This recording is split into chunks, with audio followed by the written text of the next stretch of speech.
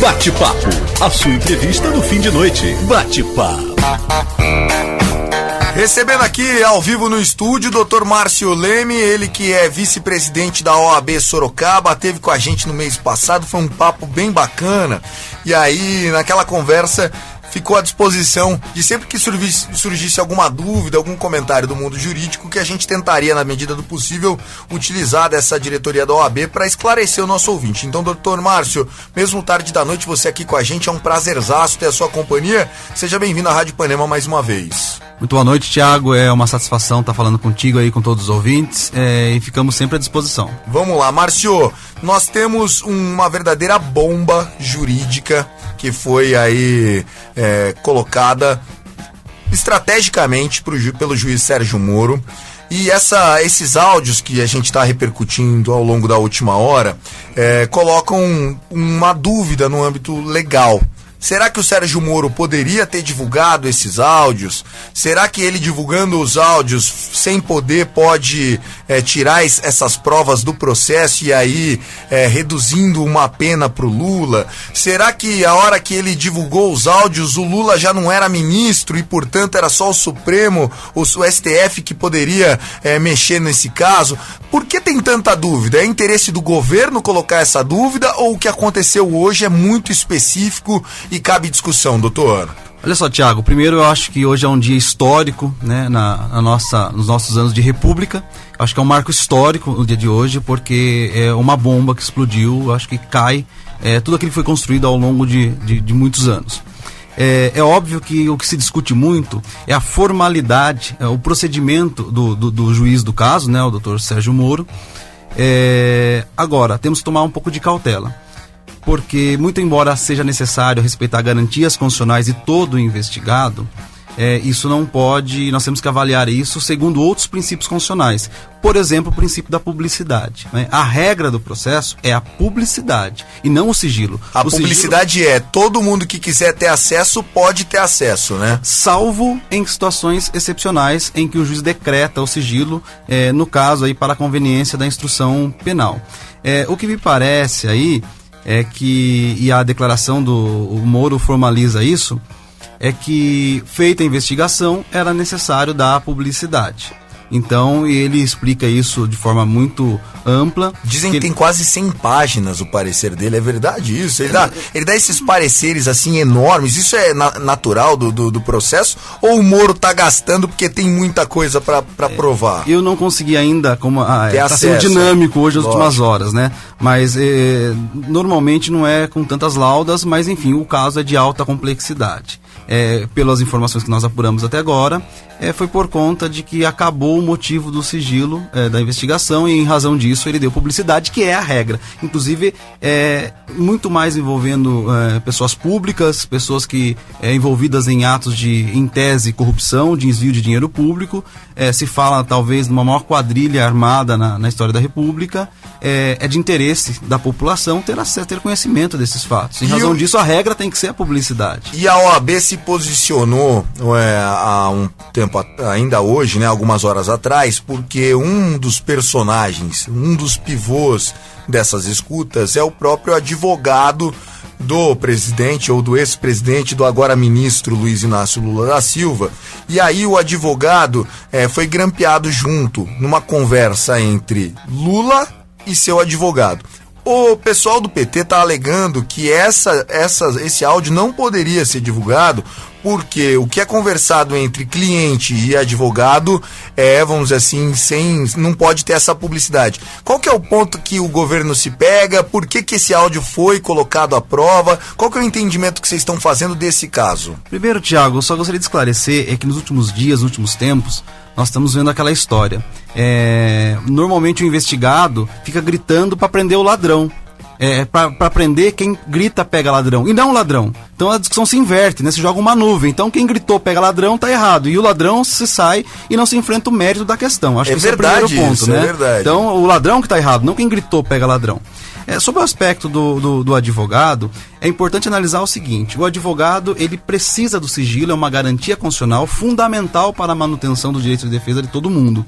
Todavia, esse sigilo ele existe até o ponto em que o advogado está tratando de assunto cliente-advogado. Entendi. Temas relacionados ao processo, temas jurídicos. Dúvidas. A partir do momento que o advogado se sujeita a tratar de assuntos ou praticar atos que também são considerados em tese crime, vira parça. O advogado, Exato. ele perde a função de advogado. E a OAB tem sido bastante cautelosa nesse sentido. Inclusive, tem informação que o Conselho Federal acabou de determinar uma reunião emergencial entre os conselheiros federais para avaliar, inclusive, as ofensas feitas pelo ministro Jacques Wagner, né, a OAB, a instituição. Mas a OAB tem, em regra, eu não sei a posição da OAB ainda oficial, a gente não conversou sobre isso.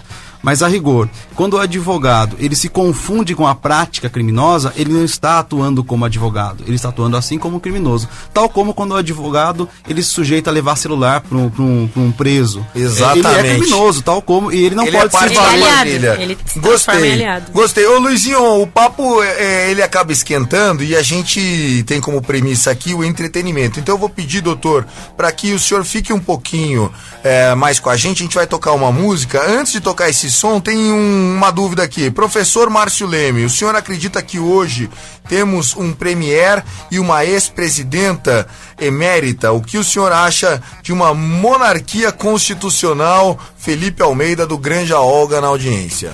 Eu acho que a gente não pode chegar a esse ponto, muito embora de fato é isso que pareça. O que espanta é o deboche em que essas pessoas que muitas vezes representaram a esperança de uma população mais sofrida, eles fazem deboche das autoridades, eles debocham de investigação como se estivessem falando da coisa própria, da coisa da sua casa, né? Isso é triste, é a confusão da coisa pública com a coisa particular. Inclusive, falando do advogado da União lá, né? Falando do PGR também, da Procuradoria-Geral da República. A gente vê que o Lula, ele fala tudo como se fosse, o cara é mó ingrato, a gente indicou, agora o cara tá falando que não dá pra fazer. Quer dizer, pra ele é tudo tão muito tranquilo, tudo muito próximo da imoralidade. Eu acho que esse é o maior peso que pode ter em cima do nosso ex-presidente. Dr. Márcio continua com a gente, vamos de som, a gente já volta na Noite Ipanema. Você me faz lembrar aquela música que eu nem me lembro agora. Ipanema FM 91,1. 11h15, estamos de volta, o pessoal tá aqui participando, mandar um abraço pro André do Jardim Fortaleza, mandando mensagem aqui pra gente, falando que o gigante acordou, tem mais gente falando aqui, o Rodrigo do Altos do Itavuvu, muito legal vocês colocarem os áudios, a gente que tá saindo da escola e não teve acesso à TV ainda, tá sendo informado por vocês, prestação de serviço muito legal do Na Noite, parabéns, obrigado querido, fico muito feliz pelo elogio e foi mais ou menos isso, né? Hoje a gente derrubou duas pautas que não tinham nada a ver com a história e quisemos aí aprofundar um pouco mais nos fatos. A Ipanema que amanhã vai ter ao longo de todo o seu jornalismo, com certeza, toda a repercussão envolvendo esses casos. A gente tá aqui na nossa bancada, que não é a do jornal, né, mas é do Na Noite, recebendo o Dr. Márcio Leme, ele que é vice-presidente da OAB Sorocaba, muito gentilmente está aqui com a gente, falando um pouquinho sobre as dúvidas jurídicas que se criam num momento tão tenso politicamente como esse.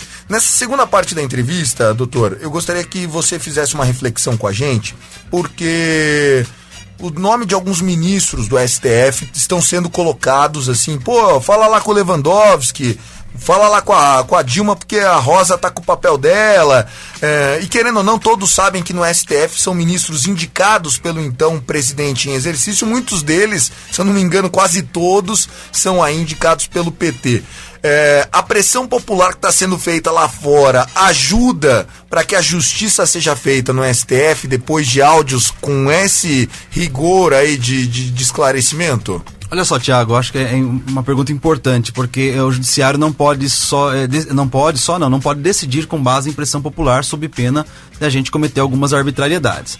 O que importa é que nós tendo decisões técnicas, decisões importantes técnicas, né? Não há nada que macule. Agora, sem dúvida nenhuma, é assustador, eu acho que é histórico a gente verificar pessoas numa investigação tão forte como essa, indícios tão fortes de crimes graves, fazerem menção ao nome de ministros. Pode ser que esteja havendo apenas o uso indevido do nome do ministro. Você conhece o ministro lá, fala com ele, né? Por exemplo, como seria alguém em desespero que está sendo julgado aí na justiça e sabe que tem um amigo que é amigo do juiz. Pô, você pode ajudar, tal. Não é ético, né? Mas aí, até certo ponto. Agora, do jeito que eles falam, dá um tratamento diferenciado. A gente achou o áudio do Lula com o advogado dele, o Luizinho achou o áudio. Vamos colocar aí, Luizinho, solta aí. Agora travou o SoundCloud aqui. Não, vai dar certo, vai dar 320 mil áudios. Eu imagino, o Luizinho tá ficando maluco aí pra tentar fazer... Maringa, eu queria que você perguntasse pro Janot, se for possível, você ainda tem relação com ele? Olha, há muito tempo que eu não falo. Ele tem fechado o canal, mas eu posso tentar, através de... Então, você sabe o que eu queria? Como ele aceitou um pedido de um cara de Manaus para investigar as coisas que eu ganhei, pergunta para ele se no Ministério Público tiver um lugar, eu mando tudo para lá, para eles tomarem conta. Porque eu não tenho nenhum interesse de ficar com isso. Tá bom. Quer dizer, ele tá querendo... Eu tenho interesse se eu pudesse fazer um museu aqui em São Paulo. O Ministério Público entrou com um processo para vetar a doação do terreno pela Câmara, que já tinha aprovado. Tá?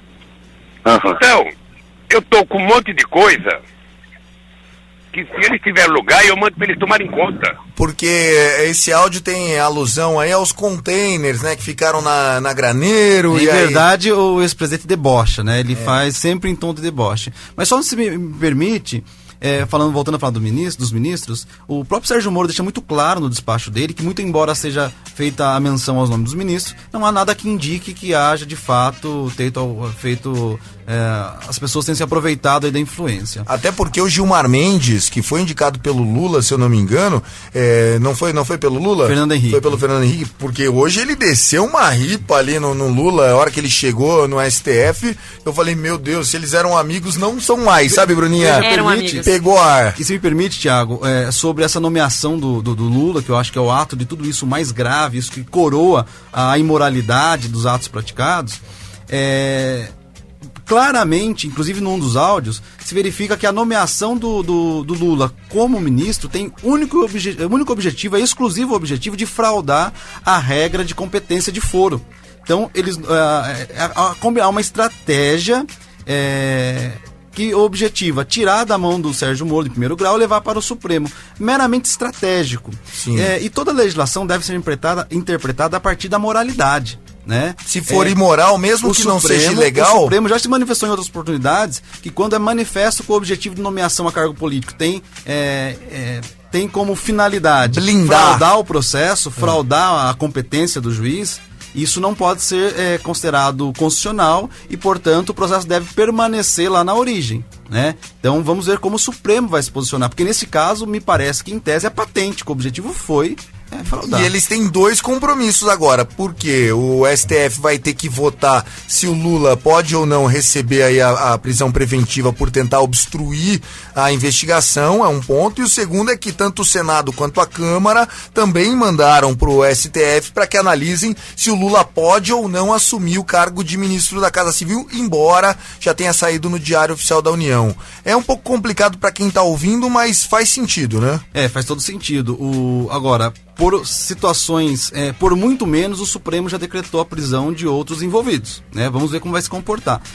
Agora, o fato é que, até ser nomeado ministro, um cargo político, não há problema. A questão é, essa nomeação, em razão dos áudios que demonstram que o objetivo é apenas tirar o processo do Sérgio Moro da Justiça Federal lá do Curitiba e levar para o Supremo, ou seja, fraudar, usar a lei com objetivo, com desvio de finalidades, isso vai ter valor. Agora, outro aspecto importante, Thiago, se me permite, é que, por ocasião da ação penal lá do Mensalão, as pessoas que estão gritando hoje do governo que não queriam ser julgados pelo Supremo porque aí não teriam direito ao duplo grau de jurisdição, não teria direito de recurso, agora querem ser julgados pelo Supremo. Veja que perdeu-se a vergonha, né? Perdeu. Não se fala mais em imoralidade. Não tem mesmo. Márcio, então aqui não se trata de dizer se é a esquerda ou a direita. É certo ou errado, né? é verdade. E outro aspecto importante da política hoje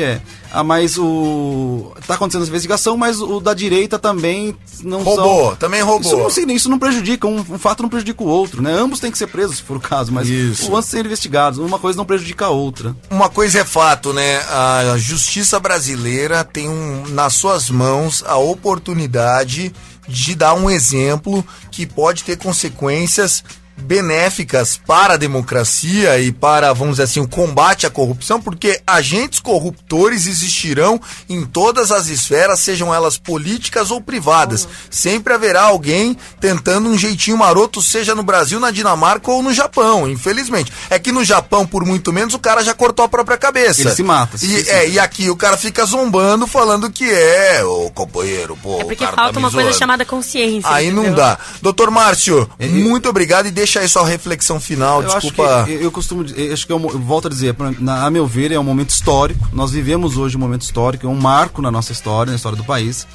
E eu costumo dizer, para encerrar minha fala, que a corrupção, o desvio de dinheiro público, é um crime mais grave que aquele assassinato que acontece na esquina. A diferença é que nós vemos o sangue correndo aqui na esquina e a gente fica chocado e queremos justiça, queremos a prisão do eventual assassino. E o desvio de dinheiro público é normalmente feito por alguém engravatado, muito bem instruído, e aquelas pessoas que morrem em razão disso estão dentro de hospitais, morrendo, perdendo a dignidade em fila de hospitais. É o pobre que sofre isso. Então, é muito mais cruel esse tipo. Eu acho que nós temos que combater de forma dura esse tipo de prática institucionalizada no país. Muito bom, gostei. Doutor Márcio, leva um abraço pro nosso presidente Márcio e para todos da OAB Sorocaba, tá bom? Obrigado, fico à disposição. Valeu, conversamos, assunto sério, Luizinho, aumenta o volume, na Noite Ipanema.